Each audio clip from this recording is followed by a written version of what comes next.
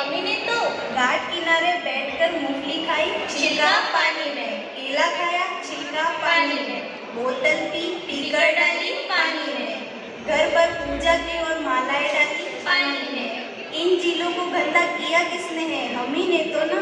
तो चलो आओ, पहले कचरा साफ करें, फिर गणगौर को पानी पिलाएं, वह पूजन करें।